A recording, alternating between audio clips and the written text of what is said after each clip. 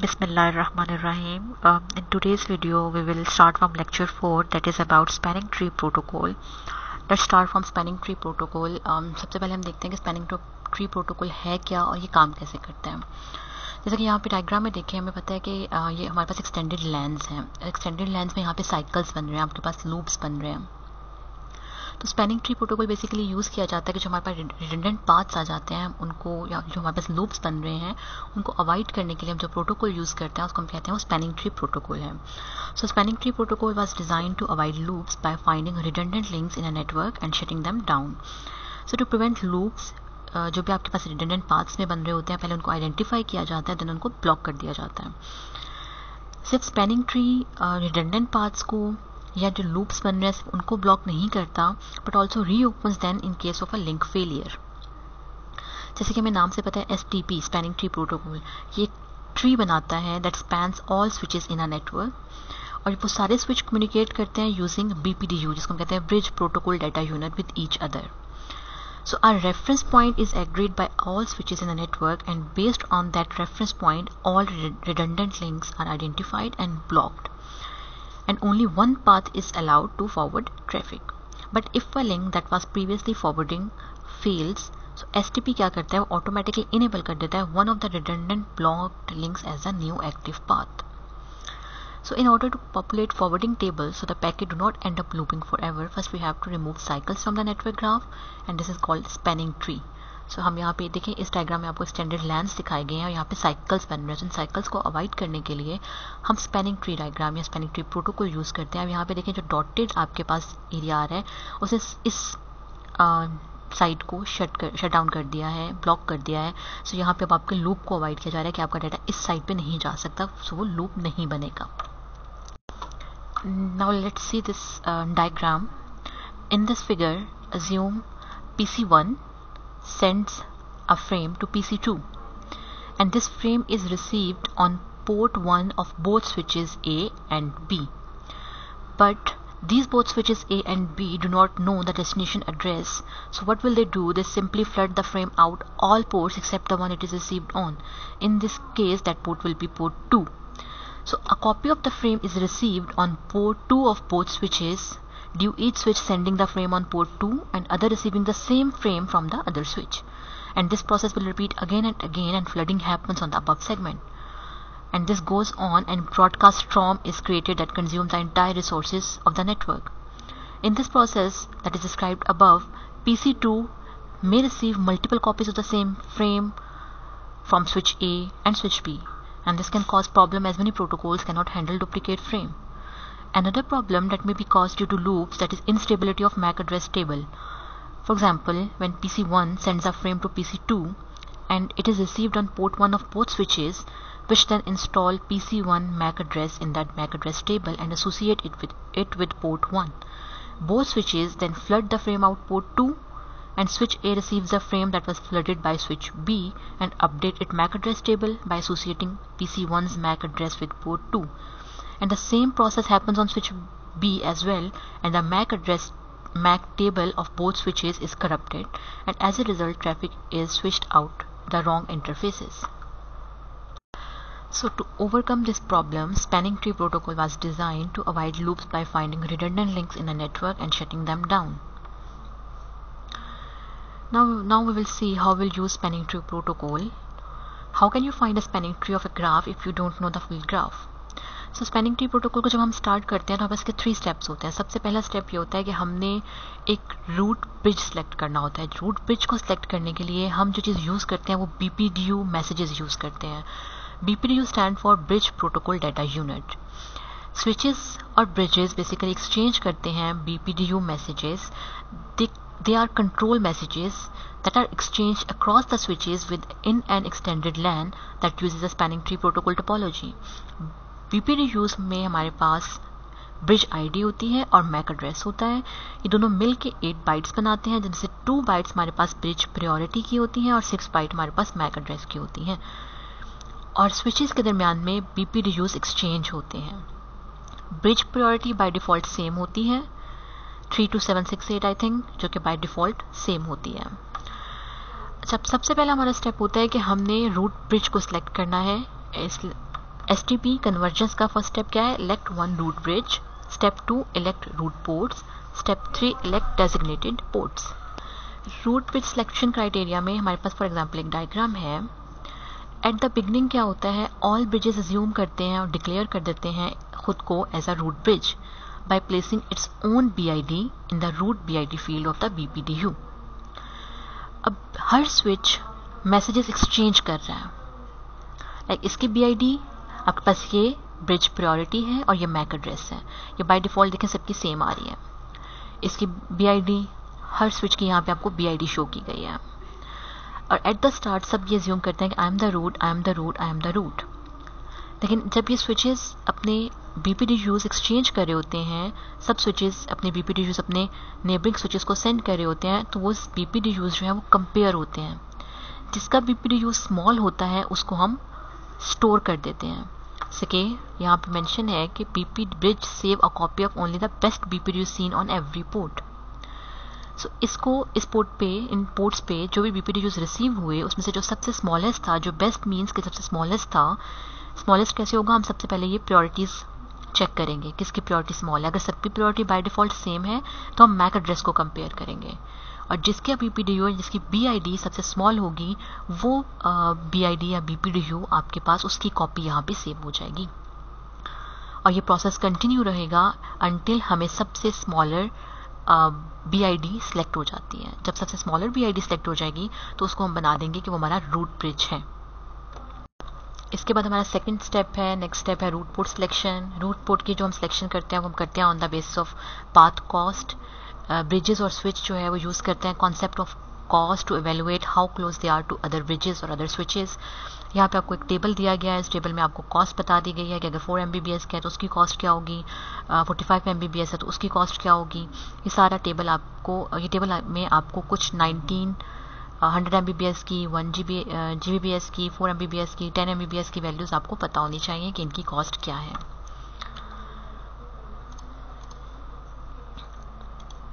अच्छा, अब root port selection के लिए जो कि हमारा सेकंड स्टेप है, bridge root port is the port closest to the root bridge. Switches use cost to determine closeness. Every non-root switch will select one root port. एक हमने रूट ब्रिज बना लिया. रूट ब्रिज हमारा कौन सा होगा? जिसका प्रायोरिटी, और अगर बाय डिफॉल्ट प्रायोरिटी सेम है तो मैक एड्रेस सबसे स्मॉलेस्ट होगा वो हमारा रूट ब्रिज बन जाएगा. और बाकी सारे स्विचेस की जो रूट पोर्ट होगी, हम कहते हैं कि जो रूट पोर्ट है वो रूट ब्रिज से सबसे क्लोजेस्ट होती है.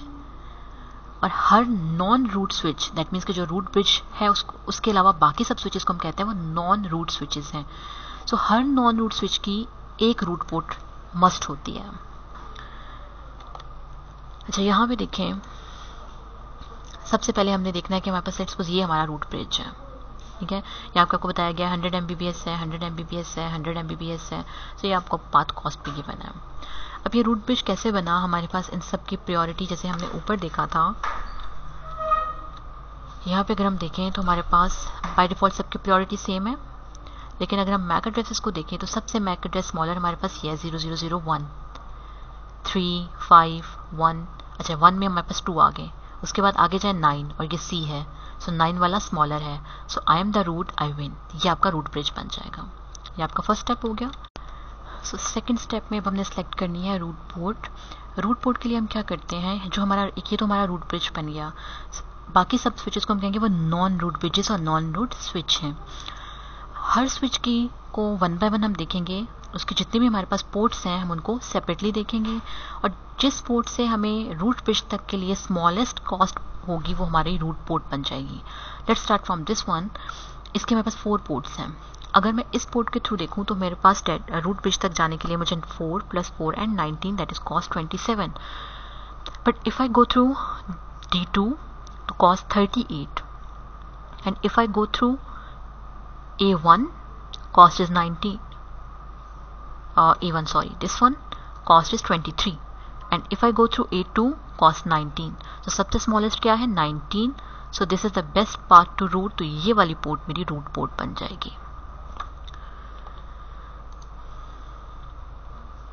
यहाँ पे देखें सारी रूट पोर्ट्स आपको मेंशन की गई हैं. यहाँ पे ये वाली रूट पोर्ट बन गई थी. अब इस स्विच से अगर हम देखें 2 पोर्ट्स हैं हमारे पास. पहले मैं अगर इस पोर्ट को देखूं तो इस पोर्ट के लिए जो मेरी कॉस्ट है रूट ब्रिज तक, हमने रूट ब्रिज तक चेक करना होता है, 4 + 19 23। अगर इस पोर्ट से देखूं तो यहाँ से दो पाथ बन रहे हैं, 4 एंड + 19। सेकेंड पाथ बन रहा है 4 4 एंड 19। सो 4 4 एंड 19 वाला तो आपके पास बिगर पाथ है। हम स्मॉलेस्ट की तरफ जाएं तो हमारे पास 4 + 19 है। अब दोनों पोर्ट से हमें सेम कॉस्ट है, 4 + 19 23 एंड 4 + 19 23। सो सेकेंड मेथड क्या होता है, अगर हमारे पास कॉस्ट सेम आ रही हो तो हम इनकी BPDUs और ब्रिज IDs को कंपेयर करते हैं। ब्रिज ID हम ये इस पोर्ट से ये वाला हमारा फॉरवर्डिंग स्विच है और इस पोर्ट से हमारा ये वाला फॉरवर्डिंग स्विच है, तो हम इन दोनों स्विचेस की ब्रिज IDs को कंपेयर करेंगे। जिसकी ब्रिज ID स्मॉलर होगी वो वाली पोर्ट जो आपकी रूट पोर्ट सेलेक्ट हो जाएगी। और हम इनकी ब्रिज IDs देखते हैं।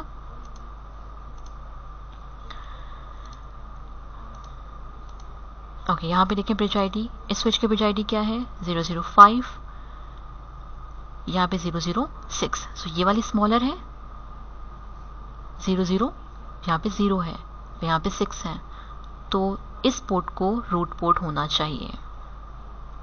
सो यहाँ पे देखिए ये वाली पोर्ट हमने रूट पोर्ट बना दी। अच्छा, अब हम इसको चेक करते हैं। इसमें आपके पास 4 पोर्ट्स हैं, 2 3 4। इस पोर्ट से अगर हम देखें तो कॉस्ट हमें 19। अगर हम इस पोर्ट पे जाएं तो कॉस्ट क्या होगी 4 4 एंड 19। ये वाला पाथ बन रहा है ना, 4 4 एंड 19। सो स्मॉलेस्ट कौन सी है? ओके, अगर हम इस पोर्ट को भी देखें तो 19 एंड 19, और यू कैन से 19 4 एंड 19, दो डिफरेंट पाथ बन रहे हैं। और अगर हम इस पोर्ट को देख रहे हैं सो 19 एंड 19, सबसे स्मॉलेस्ट जो है वो हमारे पास ये 19 कॉस्ट है, सो ये वाली पोर्ट रूट पोर्ट बन जाएगी। अब हम इस स्विच को अगर हम देख रहे हैं तो इसमें भी हमारे पास सेम वही चीज़ है। अगर हम इस पोर्ट को देखें तो ये 19 है, अगर हम इस पोर्ट को देखें तो 19 एंड 19, इस पोर्ट की तरफ जाएं तो 14 एंड 19। तो सबसे स्मॉलेस्ट कॉस्ट हमें यहाँ पे है 19। So this port will be the root port. So हमारा सेकंड स्टेप क्या होता है कि हमने रूट पोर्ट सेलेक्ट करनी है, जो सबसे लोएस्ट कॉस्ट होगी जिसपे हम उस पोर्ट को कहेंगे कि वो हमारी रूट पोर्ट है। Lowest cost to root bridge तक हमें जो लोएस्ट कॉस्ट होगी उसको हम कहेंगे वो वाली पोर्ट हमारी रूट पोर्ट सेलेक्ट हो जाएगी। अच्छा, नेक्स्ट थर्ड स्टेप है सिलेक्टिंग डेजिग्नेटेड पोर्ट। जो रूट पोर्ट का ऑपोजिट एंड होगा वो ऑलवेज डेजिग्नेटेड पोर्ट होगा। डेजिग्नेटेड पोर्ट्स को हम कहते हैं वो फॉरवर्डिंग स्टेट में है, and designated ports have least path cost to the root. अगर पाथ कॉस्ट सेम है तो सेकंड अगेन वही चीज़ कि हम लोएस्ट BIDs को कंपेयर करेंगे। जो लोएस्ट BID होगी that will become the designated port. Anything that is not a designated port और अ रूट पोर्ट हम उसको कहते हैं वो ब्लॉकिंग स्टेट में है। सो हमने रूट ब्रिज भी सिलेक्ट कर लिया जो हमारा फर्स्ट स्टेप है। सेकंड स्टेप हमारा हमने रूट पोर्ट सेलेक्ट करनी है, हमने वो भी सिलेक्ट कर ली कि हमारी रूट पोर्ट्स कौन सी हैं। अब रूट ब्रिज की जितने भी पोर्ट्स होंगी वो ऑलवेज डेजिग्नेटेड पोर्ट होंगी। सो ये तीनों आपकी डेजिग्नेटेड पोर्ट्स हैं। इसके अलावा जो रूट पोर्ट के ऑपोजिट साइड वाली पोर्ट है वो भी डेजिग्नेटेड पोर्ट होगी ऑलवेज। अब ये रूट पोर्ट है, इसकी ये वाली पोर्ट जो है वो डेजिग्नेटेड पोर्ट होगी, और इनकी तो ऑलरेडी डेजिग्नेटेड मैंने बता दी कि रूट ब्रिज की पोर्ट्स ऑलवेज डेजिग्नेटेड पोर्ट है। सो 2 स्टेप्स मैंने आपको बताया कि रूट ब्रिज की पोर्ट्स जो होती हैं वो ऑलवेज डेजिग्नेटेड पोर्ट्स होती हैं, और अगर हमें एक सेगमेंट की एक पोर्ट या एक स्विच की एक पोर्ट रूट पोर्ट है तो उसके ऑपोजिट साइड वाली पोर्ट हमेशा डेजिग्नेटेड पोर्ट होगी। अब ये वाला सेगमेंट ऐसा है जिसके दोनों पोर्ट्स का हमें नहीं पता कि आइदर सब डेजिग्नेटेड पोर्ट और ब्लॉकिंग पोर्ट। अब हम क्या चेक करेंगे कि इस स्विच की कॉस्ट अगर हम कैलकुलेट करें तो हमारे पास क्या आ रही है 19। Switch cost to root bridge that is 19। इस स्विच की cost to root bridge that will be smallest, हमने कॉस्ट सेलेक्ट करनी है 4 + 19, 4 + 4 + 19, सो स्मॉलेस्ट है 4 + 19 दैट इज 23, और इस स्विच की कॉस्ट क्या है हमारे पास 19। सो 23 एंड 19 स्मॉलेस्ट हमारे पास किस स्विच की कॉस्ट आ रही है इस स्विच की। सो इसकी जो पोर्ट होगी वो डेजिग्नेटेड पोर्ट हो जाएगी, और इसकी जो ऑपोजिट वाली पोर्ट है वो ब्लॉकिंग पोर्ट हो जाएगी। ब्लॉकिंग पोर्ट मीन्स कि अब ये डाटा जो है वो इस साइड पे फॉरवर्ड नहीं हो सकता। इसी तरह हमें इन दोनों पोर्ट्स का नहीं पता, तो अब हम अगेन इनको चेक करेंगे। इस स्विच की कॉस्ट क्या है 19 टू रूट ब्रिज, इस स्विच की कॉस्ट क्या है टू रूट ब्रिज 19, दोनों की कॉस्ट सेम है, तो हम इन दोनों स्विचेस की BIDs को कंपेयर करेंगे। अगेन जैसे हम पहले भी कर चुके हैं, हमारे पास इसकी BID स्मॉलर आई थी, दैट मीन्स कि ये वाली पोर्ट हमारे पास डेजिग्नेटेड पोर्ट हो जाएगी और इसकी ऑपोजिट साइड वाली पोर्ट हमारे पास ब्लॉकिंग पोर्ट आ जाएगी BP। सेम इसी तरह हमें इस पोर्ट का भी नहीं पता। ओके, अब हम इसको चेक करते हैं। इस स्विच को कॉस्ट है 19 और इस स्विच की कॉस्ट भी हमारे पास है 19। अब हम इन दोनों की BIDs को कंपेयर करते हैं। ओके, जब हम BIDs को कंपेयर करें इन दोनों की, तो हमें 32768 बाय डिफॉल्ट सेम है, 0003 एंड 0005। तो 3 इज स्मॉलर, दैट मीन्स कि ये वाली पोर्ट डेजिग्नेटेड पोर्ट हो जाएगी और ये वाली पोर्ट आपकी ब्लॉकिंग पोर्ट हो जाएगी।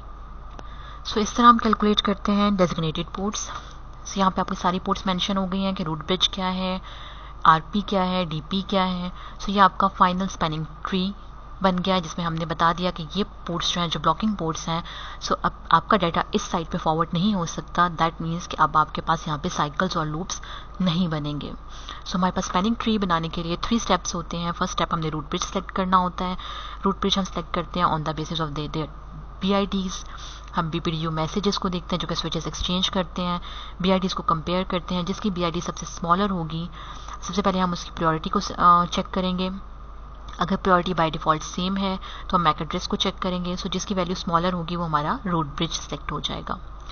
सेकंड स्टेप होता है हमने रूट पोर्ट को सिलेक्ट करना है। रूट पोर्ट को सिलेक्ट करने के लिए हम देखते हैं, हर स्विच की सारी पोर्ट्स को चेक करते हैं, किस पोर्ट से हमें रूट ब्रिज तक स्मॉलेस्ट कॉस्ट और लोएस्ट कॉस्ट पे करनी पड़ेगी, उस पोर्ट को हम कहेंगे कि वो रूट पोर्ट बन जाती है। और third is designated port. Root bridge की सारी पोर्ट्स ऑलवेज डेजिग्नेटेड पोर्ट होती हैं और जो रूट पोर्ट्स हैं उनकी ऑपोजिट साइड हमेशा डेजिग्नेटेड पोर्ट होती है। और इसके अलावा जो बाकी पोर्ट्स, इनके दोनों साइड्स, पूरे लैन सेगमेंट की दोनों ही साइड्स हमें नहीं पता, हम उनको कैलकुलेट करते हैं।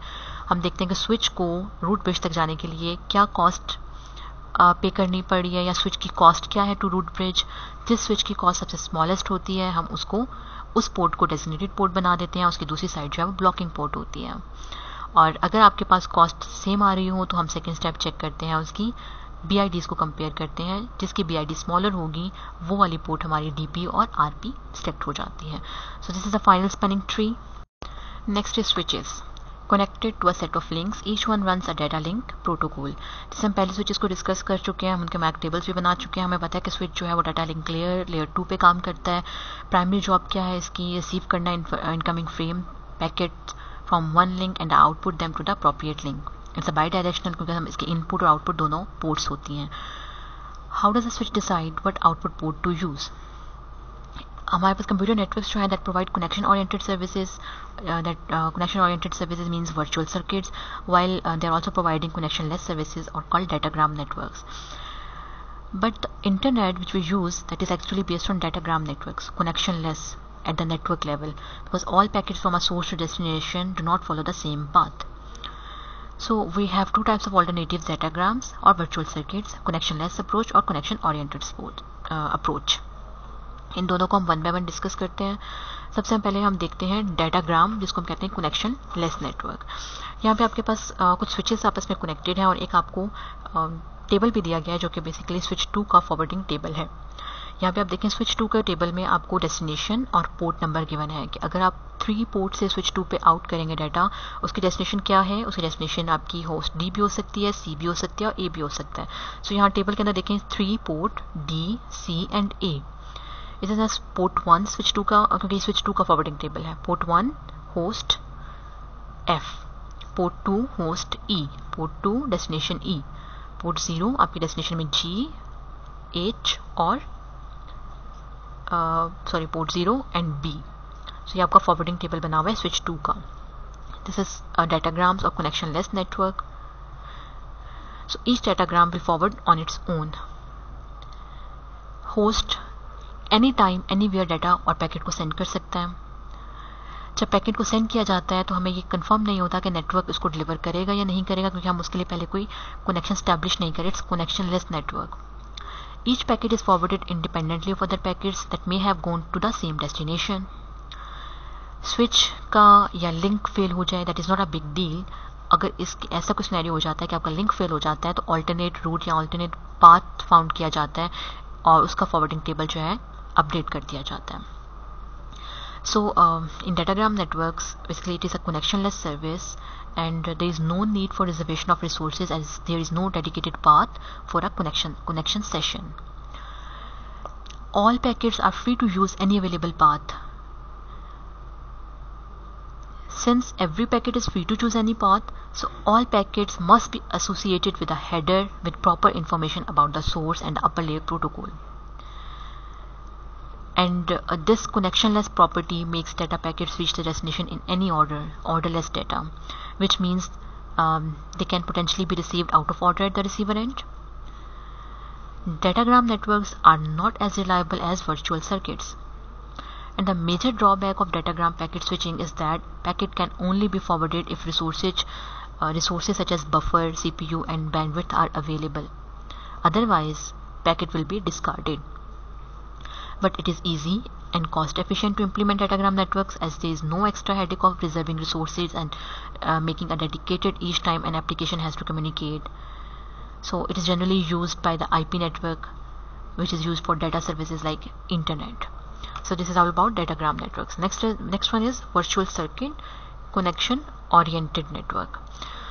So in connection oriented network में two part process है, connection setup and data transfer.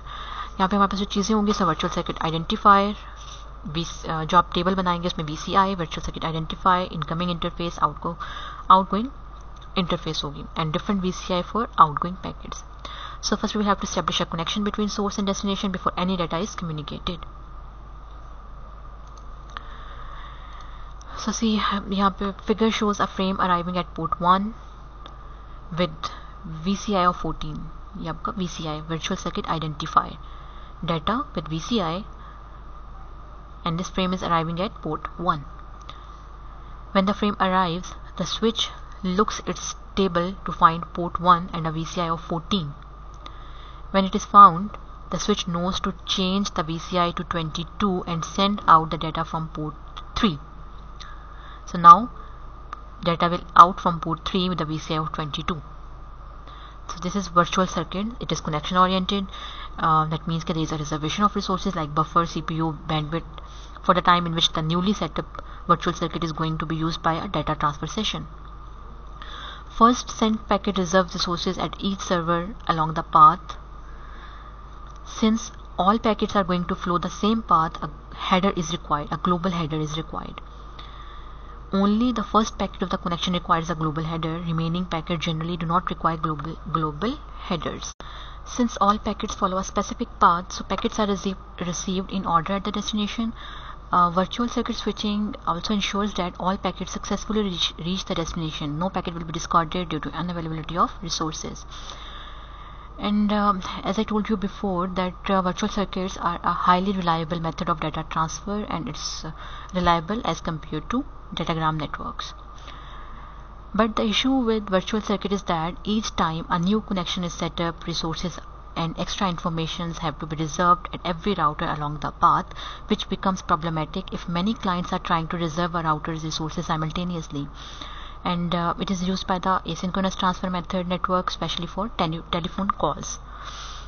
So this is all about datagram networks and virtual circuits. I think it's enough for today. Thank you.